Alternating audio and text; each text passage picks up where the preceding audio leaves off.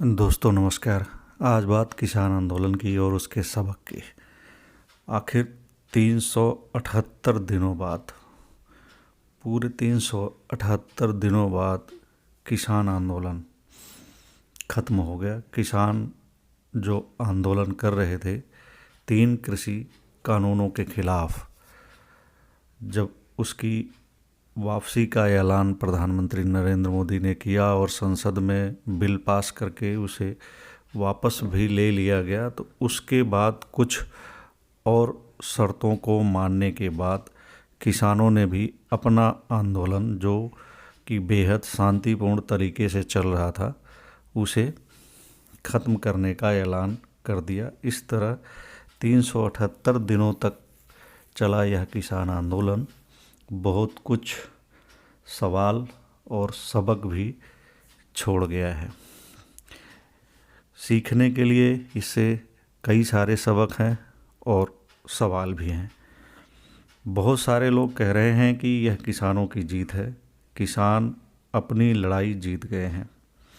कुछ लोग संदेह भी कर रहे हैं। संदेह करने वालों को अंदेशा है कि जिस पत्र पर संयुक्त किसान मोर्चा यानी सरकार की तरफ से जो पत्र संयुक्त किसान मोर्चा एसकेएम को भेजा गया है और जिस पर विचार करने के बाद संयुक्त किसान मोर्चा ने सरकार को एक पत्र और भेजा है, जिस पे उसने क्लियरिफिकेशन मांगा है, स्पष्टीकरण मांगा है कि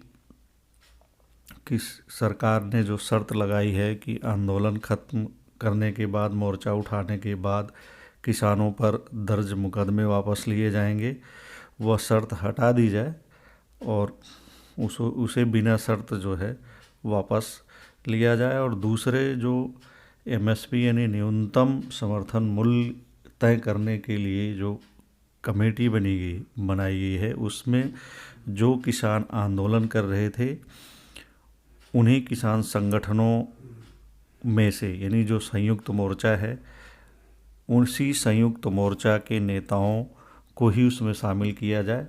अन्य किसी किसान संगठन के नेताओं को उसमें ना शामिल किया जाए, खास करके ऐसे किसानों को, किसान संगठनों को जो कि वह 3 कृषि कानूनों के समर्थक रहे हों। तो इस पे सरकार क्या क्या जवाब आएगा नहीं आएगा, ये तो बात की बात है, लेकिन ऐसा संयुक्त मोर्चे ने ऐलान कर दिया है कि वह अपना 378 दिनों तक चला आंदोलन अब वापस कर लिया है और कुंडली, सिंघू बॉर्डर और अन्य सीमा, दिल्ली की सीमा पर डटे जो मोर्चे हैं वो अब वापस हो जाएंगे, ऐसा संयुक्त किसान मोर्चा की बैठक में तय कर दिया गया है। संयुक्त किसान मोर्चा के नेताओं ने ऐलान किया है कि वे 11 दिसंबर को ढोल नगाड़ों व जुलूस के साथ वापसी करेंगे। सभी किसानों को अपना सामान समेटने की बात कही गई है, जिसके बाद किसानों ने अपना सामान समेटना भी शुरू कर दिया है। किसान नेताओं का कहना है कि जिन टोल पर किसान बैठे हुए हैं वहां से भी 15 दिसंबर को खाली कर दिया जाएगा। तो इस तरह 378 दिनों यानी 1 साल 13 दिन तक चला यह शांतिपूर्ण किसान आंदोलन एक मुकाम पर पहुंचकर ख़त्म हो गया या स्थगित हो गया। अब देखने वाली बात यह है कि सरकार ने जो किसानों से जो वादा किया है वह कैसे और कितने दिनों में पूरा करती है कि नहीं करती है, इसी पर कुछ लोग संदेह जता रहे हैं। संदेह करने वालों को अंदेशा है कि जिस पत्र पर संयुक्त किसान मोर्चा आंदोलन खत्म करने के लिए तैयार हुआ है उसकी भाषा नौकरशाही वाली है। इसका मतलब है कि कल को सरकार अपने वादे से मुकर भी सकती है या उसने जो वादा किया है उसका अनुपालन नहीं भी कर सकती है। तब किसान नेता क्या करेंगे? क्या उनके पास दोबारा से फिर इस तरह का इतना बड़ा आंदोलन खड़ा करने का मौका रहेगा, या खड़ा कर पाएंगे या नहीं कर पाएंगे, या क्या करेंगे अगर सरकार ने ऐसा नहीं किया, यदि सरकार अपने वादे से मुकरती है? यह संदेह वाजिब भी है। लिखित में जो आश्वासन दिया गया है आगे चलकर उस पर अमल नहीं भी हो सकता है और अमल किया ही जाए यह कतई ज़रूरी भी नहीं है, बल्कि अधिक संभावना यही है कि उसमें से कई बातें घुमा फिरा के ना लागू की जाएं या घुमा फिरा के लागू की जाएं। क्योंकि यदि सरकार ने आंदोलनकारी किसानों को किसान माना है तो केवल और केवल इसलिए कि उसे उत्तर प्रदेश, उत्तराखंड और पंजाब में चुनाव लड़ना है। किसान आंदोलन का इन राज्यों में काफ़ी प्रभाव है, इसलिए सरकार किसानों की मांग मानकर उन्हें जल्दी से जल्दी घर भेजना चाहती है। मोदी सरकार मानव मनोविज्ञान का बेहतर इस्तेमाल करती है। वह जानती है कि यदि किसान अभी घर चले गए तो मतदान के दिन तक वह आंदोलन और उसके मुद्दों, दिक्कतों को भूल चुके होंगे। बहुत कम लोग होंगे जो इसे याद रख पाएंगे। केवल उनके अलावा जो इस आंदोलन में शरीक रहे और एक साल के हर मौसम को झेला है। एक बहुत बड़ा वर्ग जो समर्थक था किसानों के आंदोलन का, वह इस आंदोलन को मतदान के दिनों तक भूल चुका होगा। यहीं पर भाजपा का काम बन जाएगा। यदि 2 से 5% लोग भी आंदोलन को भूलकर फिर से भाजपा के पाले में या पक्ष में आ जाए या उसे मतदान कर दिए तो उसकी कम से कम उत्तर प्रदेश में सत्ता में वापसी हो सकती है, उसकी संभावना बन सकती है। इसी गुणा भाग गणित और रणनीति के तहत किसानों की बातें मानी गई हैं या स्वीकारी गई हैं या मानने का आश्वासन दिया गया है। रही बात कानून की, तो वह फिर भी बना ही लेंगे। जिस तरह से मोदी सरकार परोक्ष रोजगार के आंकड़े प्रस्तुत करती है, उसी तरह वह परोक्ष कानून भी बनाती रही है, बना देती है या बना सकती है। राष्ट्रहित के नाम पर वह ऐसा परोक्ष कानून बना सकती है जो उसे चंदा देने वालों के मुफीद हो। इसके बाद इस बार दांव उल्टा पड़ गया था। झूठे स्वाभिमान में बड़ा नुकसान करवा बैठी है। अगली बार शायद ऐसा ना हो। सरकार को भी शायद समझ में आ गया है कि कई बार 4 कदम आगे जाने के लिए 2 कदम पीछे जाना ही पड़ता है और इसमें कोई हार भी नहीं होती है, क्योंकि इसमें जीत की रणनीति होती है। सरकार की यही मंशा है। इसी मंशा की तरफ संदेह करने वाले इशारा भी कर रहे हैं और वह गलत भी नहीं है। लेकिन इस बात को आंदोलनकारी किसान नेता भी समझ रहे हैं, अधिकतर किसान भी समझ रहे हैं। यही वजह है कि वह भी 2 कदम पीछे वाली रणनीति को अपना रहे हैं। इसमें कोई खराबी या बुराई भी नज़र नहीं आती है। रही बात जीत हार की, तो यह कोई लड़ाई नहीं थी। कोई हथियार लेकर एक दूसरे पर गोली या बम नहीं गिरा रहा था। हाँ, सरकार की ओर से ज़रूर मोर्चाबंदी की गई थी। उसके पास पुलिस और फोर्स थी, जिसके पास लाठी डंडे के अलावा दूसरे तरह के तमाम हथियार भी थे, लेकिन इस्तेमाल की नौबत नहीं आई, क्योंकि किसान आंदोलन नहीं, तपस्या कर रहे थे। किसानों का आंदोलन यह कोई लड़ाई नहीं थी, एक तरह की तपस्या थी। महात्मा गांधी इसे सत्याग्रह कहते, लेकिन यह उससे आगे की बात या गतिविधि हो गई थी। यह तपस्या की श्रेणी में ही आती है।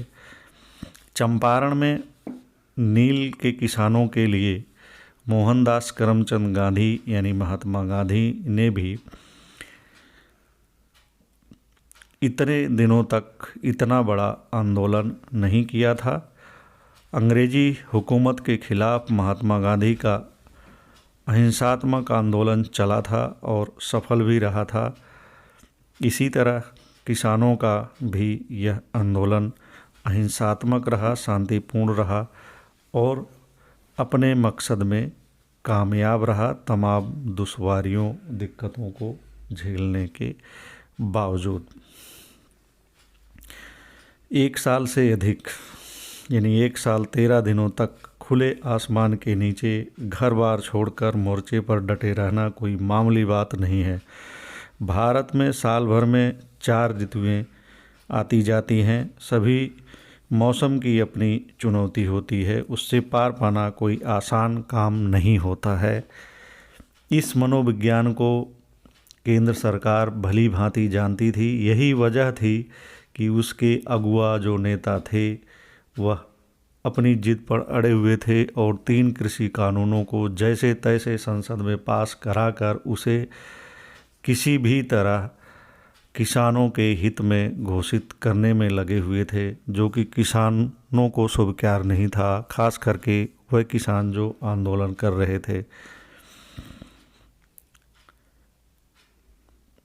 सरकार को पूरी उम्मीद थी कि किसान ठंड नहीं तो गर्मी के मौसम में अपना मोर्चा छोड़कर भाग खड़े होंगे, लेकिन ऐसा नहीं हो पाया। सरकार का सोचना गलत रहा। वह किसानों के इस मनोविज्ञान को गलत भांप रही थी। किसानों ने सर्द मौसम